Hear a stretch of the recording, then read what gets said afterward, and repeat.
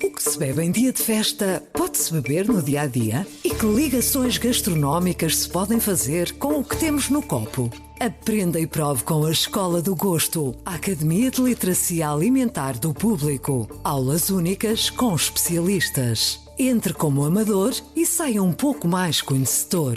Não perca a próxima aula, a 18 de novembro, no Porto. Os lugares são limitados. Inscreva-se já em público.pt. Este é o Poder Público, a semana em debate pela secção de Política do Público.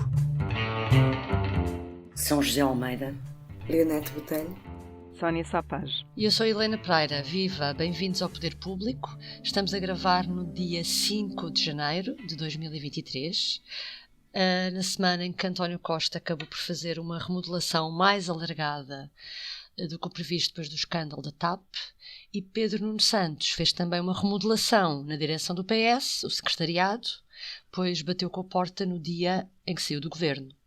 Estes são os dois principais temas da semana, a par com a segunda moção de censura ao governo de António Costa, que tem chumbo garantido, embora com diferentes votações, em relação à moção de censura debatida em junho. Mas comecemos por esta mini remodelação, São José. E começo por ti. Esta remodelação foi a correção dos vícios originais de que o Presidente da República, Marcelo Rebelo de Sousa, falara? Eu não sei se é a correção de vícios originais apontados pelo Presidente da República, porque eu não sei quais são os vícios originais a que o Presidente da República se referia.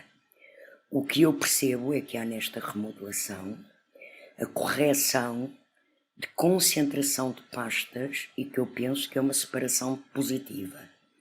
Por um lado, a individualização da habitação, para dar mais protagonismo à área, mais visibilidade pública. Não é que ela não estivesse a ser acompanhada pela atual ministra, e se ela é recompensada e promovida à ministra, é porque os atrasos mesmo assim na execução dos programas sobre habitação não são vistos pelo primeiro-ministro como atrasos, ou nem sei se são atrasos, a demora em começar a aparecer com casas, colocar casas no mercado.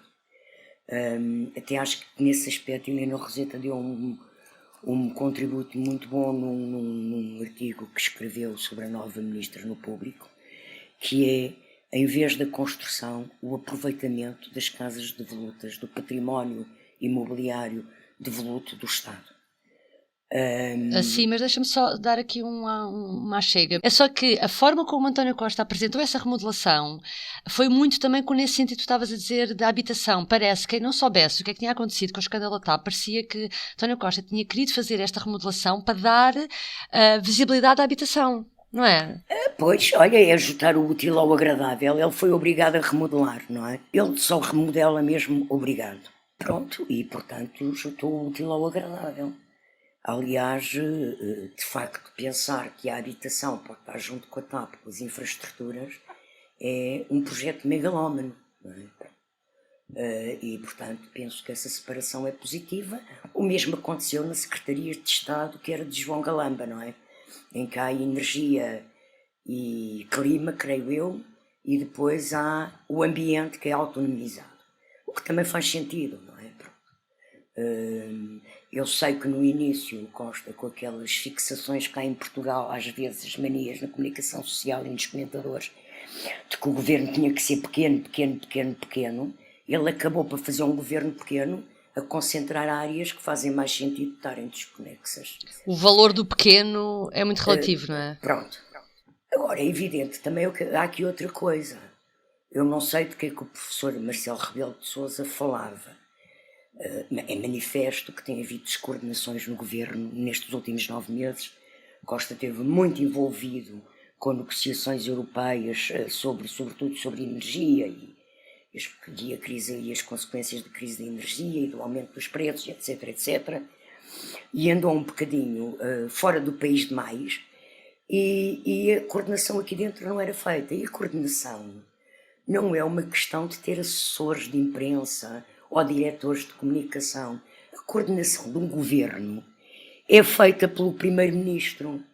Ora, se ele só fala com os ministros à distância, as coisas começam a deslaçar, pronto, e portanto não vamos voltar ao mesmo, António Costa tem que estar cá, tem que governar, tem que mostrar que lidera. É evidente que ele também às vezes tem um azar dos távoras, porque ontem, quando estava a lançar finalmente a apresentação pública, concreta, real, do que é que está a ser feito com o dinheiro do PRR, cai em cima, durante a visita dele, cai a notícia, primeiro dos novos secretários de Estado, e logo a seguir, uns minutos depois, ou quase em simultâneo, a saída do Pedro Nuno Santos do secretariado. Portanto, a visibilidade pública que o Primeiro-Ministro teria numa apresentação do PRR foi afogada e ultrapassada por outras notícias nas televisões e nos online. E, portanto, esse anúncio do Pedro Nuno Santos não foi nada inocente, não é? O que é que achas? Eu acho que foi naquela hora, porque ele quis que era naquela hora, não é? Nada do que a São José disse acho que foi inocente. Pois. Portanto, mas é assim, ainda em relação à remodelação, a partir do momento em que o Presidente da República faz aquela mensagem de Ano Novo, e eu termino com isto e calma, a partir do momento em que o Presidente da República faz aquela mensagem de Ano Novo, uma espécie de cartão vermelho, lista de requisições, caderno de encargos, o que quiserem. É óbvio que se o Costa estava a pensar fazer uma remodelação mais alargada, acabou logo ali. Porque o Primeiro-Ministro, a maioria absoluta, não pode, no dia a seguir àquela mensagem, vir mostrar que anda às ordens de um Presidente. Quer dizer, nenhum Primeiro-Ministro faria isso. Pronto, e portanto... Mas não fazer isso por capricho e empenhar o futuro do governo também não é uma boa ideia, não é? Não, mas é que também há outra coisa. Ele não queria fazê-lo. Mas é que há outra coisa. Ele acha, ele não o queria fazer. Pois. Mas ele também acha que não é preciso. É isso. Pronto, não é, ele acha que não é preciso. E como ele PS acha que é preciso. Já ouviste alguém em ONU do PS a dizer isso? Ou só leste notícias com ovos? Diz-me o nome de uma pessoa do PS que o tenha defendido, dando a cara e o nome. Alexandra Leitão? Não, que eu ouvi a Alexandra Leitão, ela não disse isso. O Carlos também César, não é, quando diz não que é é por preciso ser mais on ou ação. off, digo eu. É não, mas quer dizer, eu estou-te a dizer, porque essas coisas são muito bonitas, mas há uma coisa que é ter posição, dar a cara, outra coisa são em off, pronto. Mas é assim, ele acha que tem um projeto para o país que foi sufragado nas urnas e ele de facto tem legitimidade eleitoral, está eleito há menos de um ano, o PS ganhou a maioria absoluta há menos de um ano. Então deixa-o ir andando, vamos ver até onde é que isto vai dar. Eu não estou a dizer que é bom ou é mau. É o que diz o Presidente, é o que diz o Presidente, vamos ver. É isso. Leonete, e achas que Pedro Nuno Santos, como falava a São José, que anunciou quarta, que se demitia do secretariado, isto não indica que ele vai estar mais livre, mais solto, para criticar o rumo do governo e fazer o seu caminho de oposição interna? Indubitavelmente, diria eu. Sim, claro. Independentemente da questão de se saber que os membros do governo, quando saem, a questão do secretariado também deixam o secretariado ou não, a questão política é clara e evidente. Pedro Nuno Santos fez disso um statement, fez disso uma declaração e um posicionamento político. Quis que fosse assim, quis que fosse notícia naquele dia, àquela hora, também era a primeira hora, depois da... Bom, não interessa. Que a verdade é que ele vai assumir este lugar na trincheira parlamentar, como já escrevemos aqui há uns dias, e que me parece óbvio. Eu estava no Parlamento como repórter parlamentar quando, na maioria absoluta de José Sócrates, Manuel Alegre protagonizou a verdadeira oposição, a oposição ao PS, porque foi na magna questão da avaliação de professores, em que houve muita contestação, uma contestação imensa, e havia na bancada, além de Manuel Alegre, 3 ou 4 deputados que eram mais próximos da área sindical e de esquerda e de professores, e portanto assumiram ali uma posição e votaram contra algumas, nomeadamente contra a avaliação de professores, E foram eles que colocaram em causa a maioria absoluta. Nunca chegou a ser rompida, porque eram poucos, mas por essa memória até vejo que a possibilidade ou a probabilidade de Pedro Nuno Santos protagonizar nos próximos meses uma verdadeira oposição ao governo é bastante elevada, e as suas tropas não são as que tinha Alegre, são bem mais numerosas, que enquanto Manela Alegre representava a memória, digamos, o passado do partido e não tinha ambições de liderar o partido, Pedro Nuno Santos tem uma posição completamente diferente e aponta claramente para o futuro. E poderá, por essa via, também regimentar ainda mais apoios do que aqueles que já têm, porque pessoas que vão cada vez mais ver nele o futuro do partido e o seu próprio futuro. E, portanto, acho que não tenho muitas dúvidas de que essa situação não será já. Provavelmente, como ele já fez saber, vai esperar por momentos-chave, mas eles não vão faltar.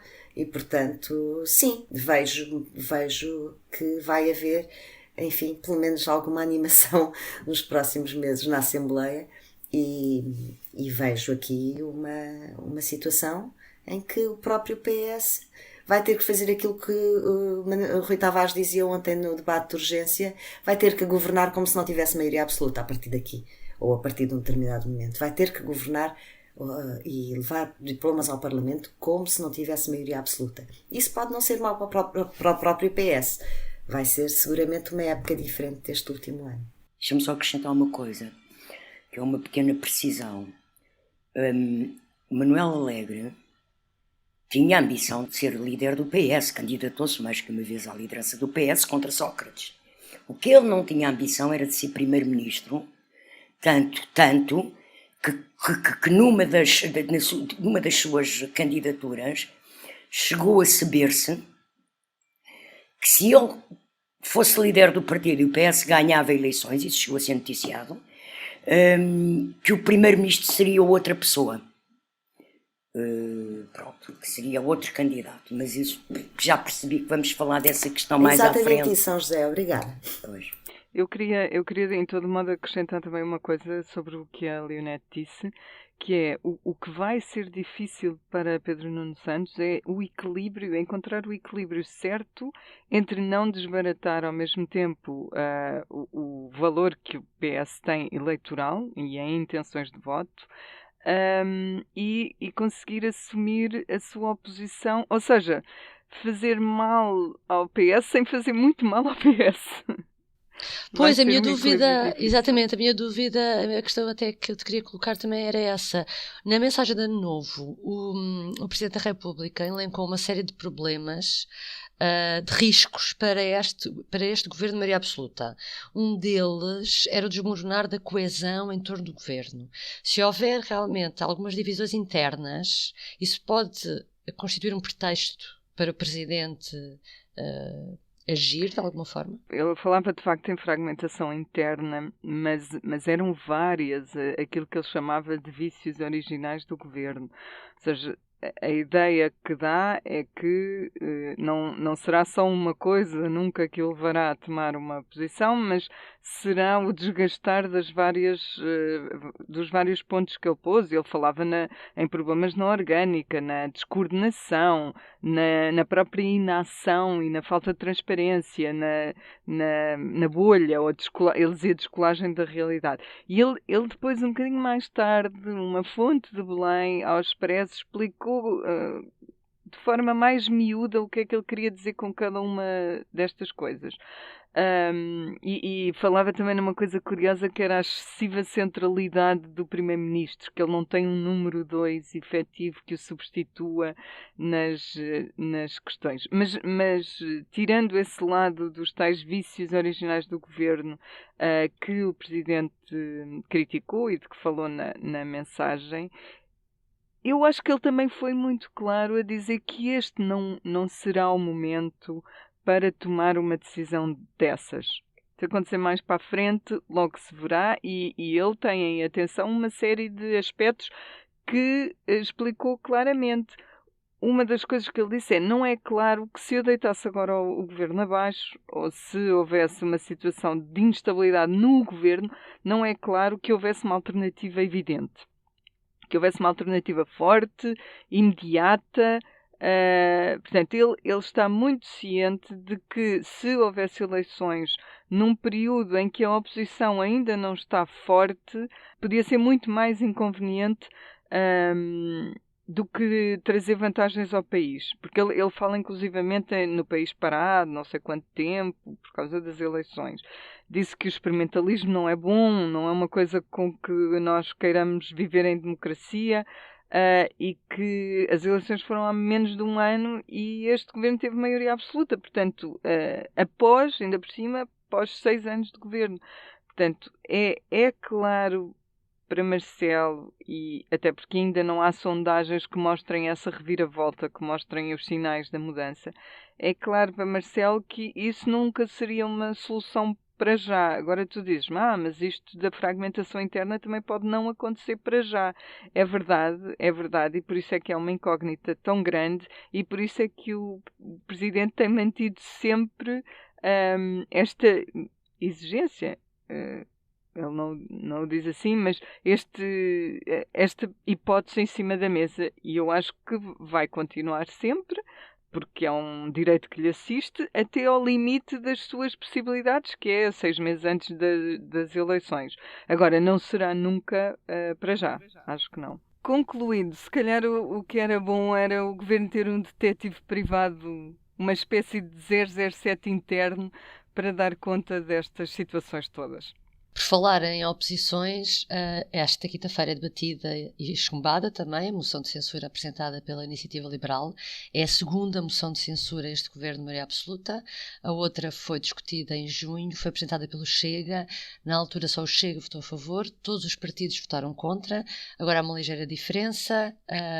Bloco e PSD abstêm-se, os restantes votam contra. Portanto, há aqui, São José, há aqui uma mudança a ter em conta, há aqui também alguma coisa a mexer. Mas primeiro temos de ter em conta o seguinte: a moção não é apresentada pelo Chega, é pela Iniciativa Liberal. E, portanto, é normal que haja partidos que sintam mais à vontade para se abster, nomeadamente o PSD. Por outro lado, em junho não tínhamos a crise, ou não estávamos ainda em cima da crise, no governo profunda que foi esta crise, não é? E o que eu noto, a diferença que eu noto, é que há de facto, nas reações partidárias da oposição, dos vários partidos, têm sido todos muito críticos e com todo o direito a serem oposição, há uma diferença de tom. Há uma oposição muito agressiva dos novos partidos, do Chega e da IEL, mais radicais, mais assertivos, mais vocais, enquanto os outros partidos, o PSD, o BE e o PCP, demarcam-se do governo, mas sem radicalização. Eu penso que isto é um movimento que está em curso na oposição e que tem a ver com a diferença e com a história dos partidos parlamentares de hoje, não é? A IEL e o Chega são partidos, de facto, mais radicais, mais radicalizados. São fenómenos novos, do novo tipo de política que se faz, do que são os novos movimentos sociais e o que é o imediatismo e a radicalidade de uma cultura social que cresce nas redes sociais, não é? E, portanto, essa demarcação entre os partidos parlamentares da oposição, eu penso que é normal e é até positiva. E que não tem concretamente a ver com esta crise, tem a ver com o tempo que vai passando desde as eleições e que vai passando desde o crescimento do Chega e da IEL, e, portanto, é normal que se comece a clarificar as atitudes de oposição e o discurso de oposição dos vários partidos.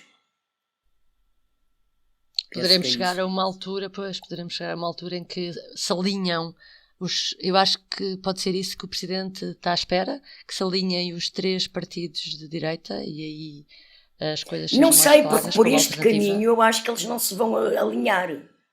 Por este caminho não vai, continua. Tens cada vez mais o Chega e a IEL de um lado, muito radicais, e tens o PSD de uma forma de alguma forma a fazer uma oposição equilibrada e democrática. Portanto, não vejo um alinhamento assim dos 3 partidos para próximo. Sónia, e acho que isto é importante, deixa-me só dizer Sim. isto, eu acho que isto é importante para Montenegro, porque é uma forma de Montenegro recuperar o PSD e de marcar o PSD da IEL e do Chega. Sónia, o novo governo tomou posse numa quarta-feira, 24 horas depois, ou menos. Menos, exatamente. Soube-se que a Secretária de Estado da Agricultura, a nova Secretária de Estado da Agricultura, tem contas arrestadas porque o seu marido, que é ex-autarca de Vinhais, está acusado de crimes de corrupção.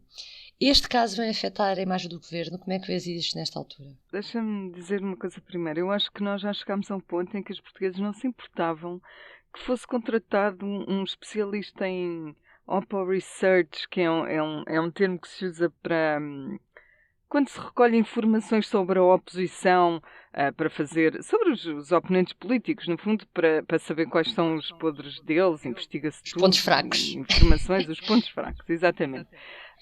No caso da oposição é para os usar, no caso do governo, se fosse contratada uma pessoa destas era para se proteger. E eu acho que já estamos no ponto em que os portugueses não se importavam que tantas contratações que são feitas fosse contratado um especialista destes para quando há nomeações e escolhas eles serem verdadeiramente escrutinados.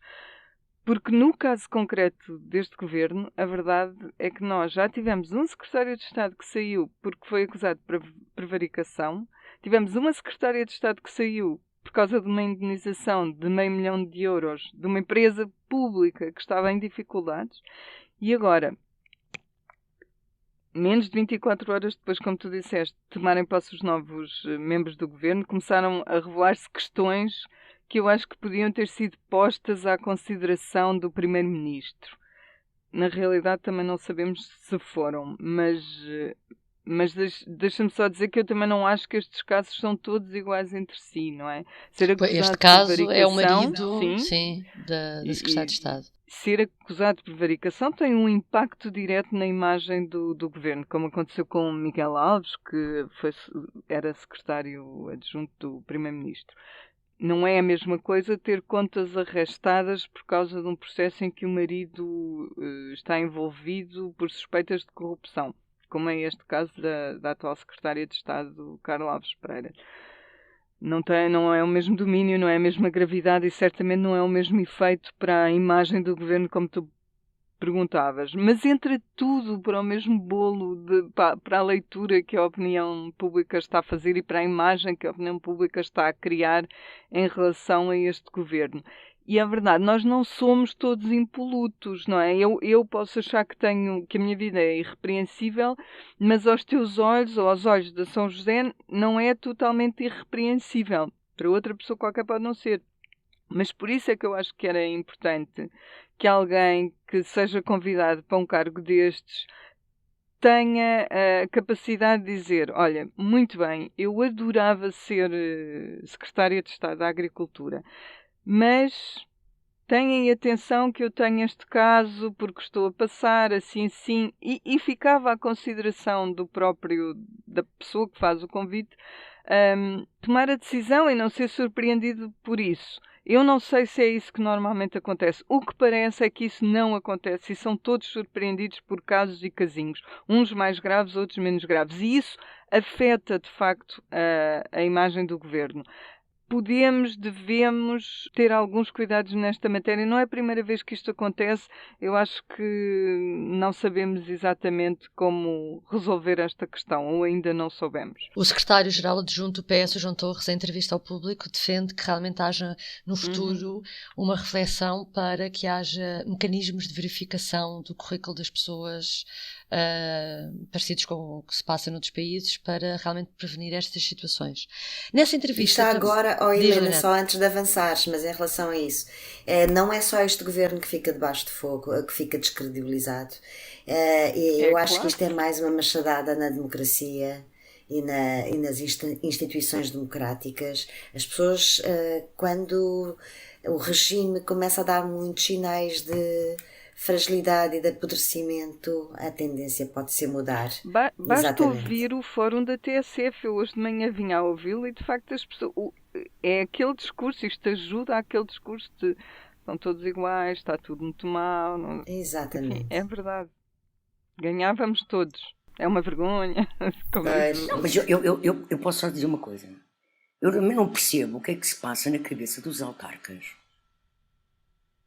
Na forma como certos, não digo que são todos, é evidente. Mas há de facto pessoas que parece que não têm caráter, que são eleitos autarcas e que fazem tudo. É só atrapalhadas e processos e investigações. Quer dizer, eu começo a ficar assustada. Eu que sou a favor da descentralização de competências para os municípios, eu começo a ficar assustada com que esta descentralização pode abrir neste corrupio que acontece em algumas câmaras. Olha, também não ajuda a isso, estás a ver? Não é a imagem da classe política e também não ajuda a isso, a responsabilizar, tomares a decisão de responsabilizar autarcas. É pena. Eu acho que nós temos um déficit de formação cívica e cidadã muito grande em Portugal. E um grande desconhecimento não só de... As regras aprendem-se nos cargos, não é? Mas dos princípios, não. Os princípios têm que estar lá antes. E há aqui uma falta, se calhar nós precisamos de uma boa escola de políticos em Portugal. Não temos nada que se compare, que se aproxime disso. Não na ciência política para analisar os fenómenos políticos, mas na formação de políticos, concretamente, autarcas, governantes, secretários de Estado, pessoas que saem de universidades e começam a fazer carreiras políticas porque estavam nas Jotas. Quer dizer, as Jotas se assumem como escolas verdadeiras políticas, ou então vamos continuar a ver degradar a classe política, sinceramente. Com esta nota pessimista, vamos só terminar. Há pouco referia-me à entrevista do secretário-geral adjunto João Torres sobre a necessidade de verificação realmente das pessoas que integram os governos, mas João Torres também fala noutra possibilidade que me pareceu interessante, que é poder ver nas próximas eleições legislativas um candidato a primeiro-ministro que não seja o secretário-geral do PS. Leonete, como é que vês esta hipótese? Ainda é uma hipótese? João Torres diz que ainda é cedo para falar nisso, não afasta. Vamos ver, como ele diz. Há duas dimensões. Uma é a dimensão formal. Não vejo qualquer problema entre haver um líder do partido e um primeiro-ministro. Aliás, isso se calhar até podia ajudar, nomeadamente nestas questões da coordenação, etc. Formalmente não vejo nenhuma questão, nem nenhum problema nisso. A outra questão é a questão concreta. E o que estamos aqui a falar é da centralidade de António Costa dentro do PS e da sua vontade de se eternizar dentro do PS. E aí ou de escolher o seu sucessor, não é? De se eternizar há muitas vias. E aí já vejo alguns problemas. E desde logo o primeiro problema que eu vejo é que não o vejo a ele com a vontade, a determinação e a energia para tanto. E, portanto, mesmo aquela entrevista que deu ao Expresso a dizer que admite candidatar-se depois de 2026, soa tão, pelo menos a mim, se calhar são os meus ouvidos que já estão um pouco cansados de ouvir este tipo de discurso, mas a mim soou-me imenso a sacudir as crises do momento. E não a uma verdadeira vontade, intenção e determinação para isso.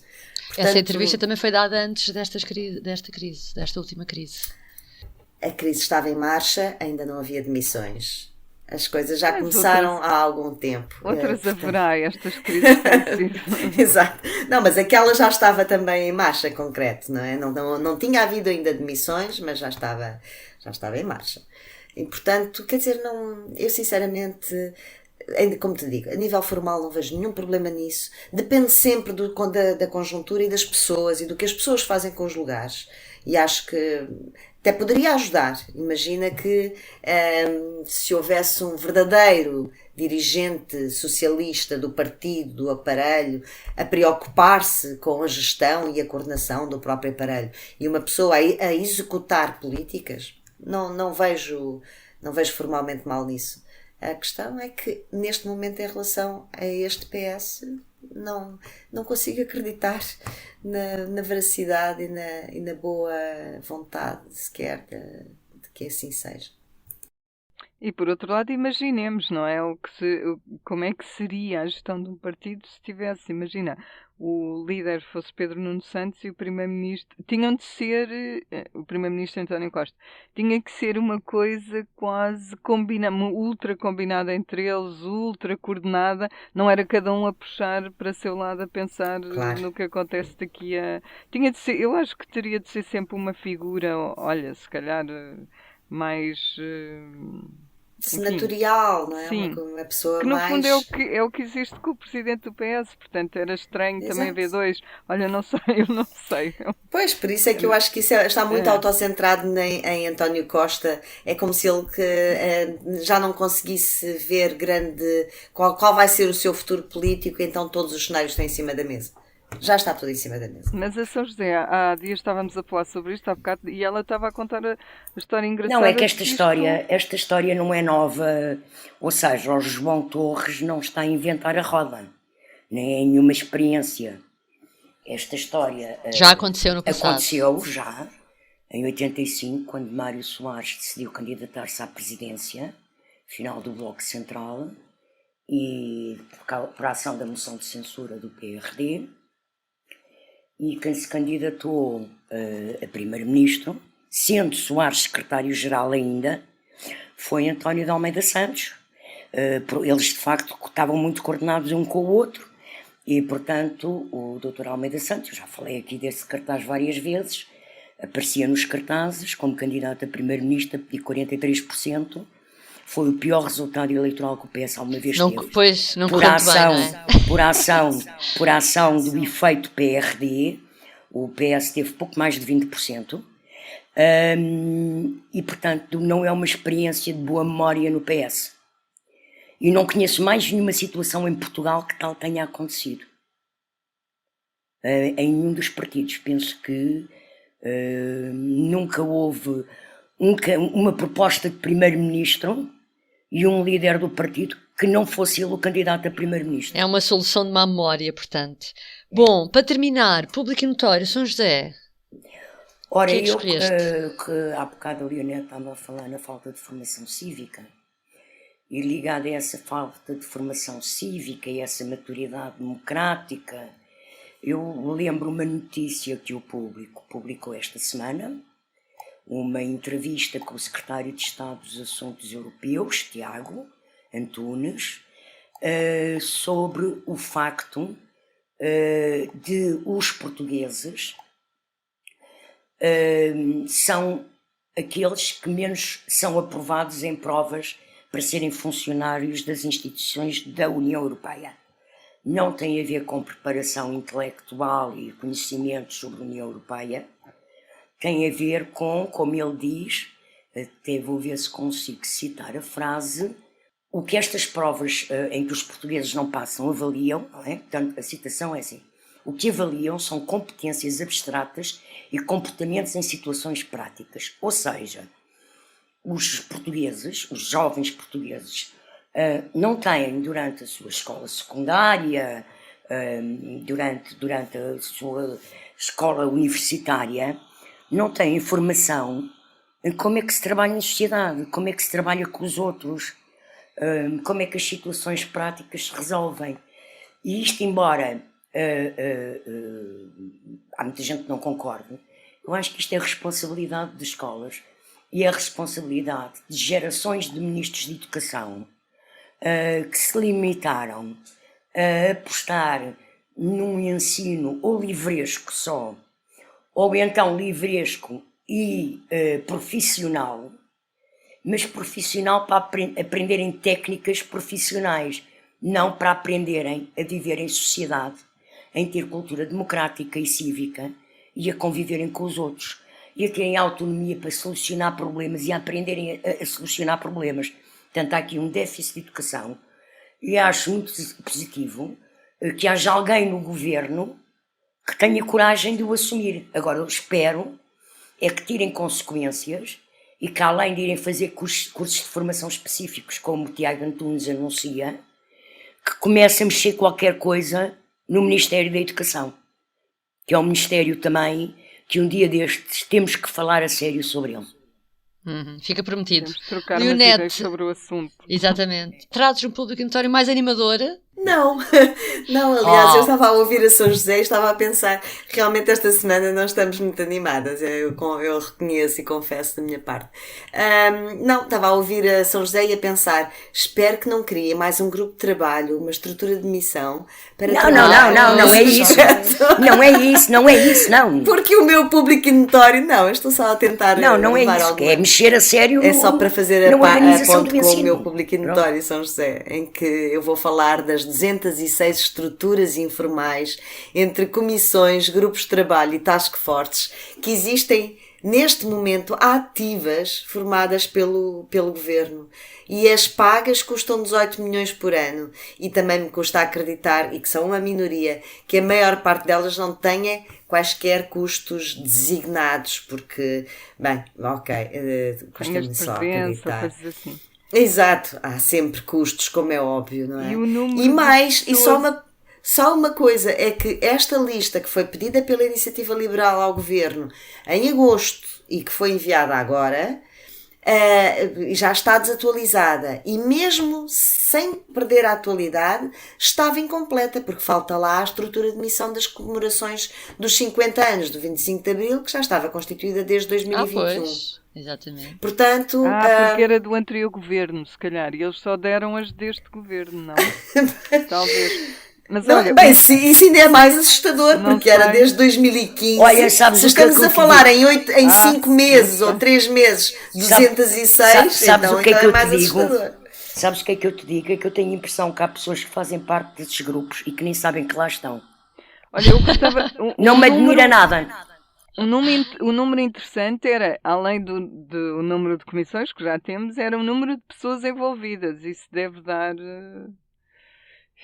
deve dar um número também assustador. Esse número não foi revelado. Sim, e, aliás, esta lista é bastante também omissa e bastante opaca. Apesar de já ser alguma coisa, mas demorou 6 meses a ser entregue, não vem atualizada e vem já por natureza incompleta. Pronto. Sónia, então restas tu. O meu público notório é uma história do Presidente da República em Brasília. Há sempre histórias dele divertidas e esta é a dele ter sido barrado no acesso a um palácio e de ter nadado na lagoa onde há umas semanas parece que apareceu um jacaré. Portanto, temos um presidente intrépidas. As aventuras intrépidas do Presidente Marcelo são de registrar. Podia ter corrido muito mal, meu Deus, então. Há um vídeo. Pronto, então terminamos com alguma coragem e voltamos para a semana. Até breve. A semana. O público fica no ouvido.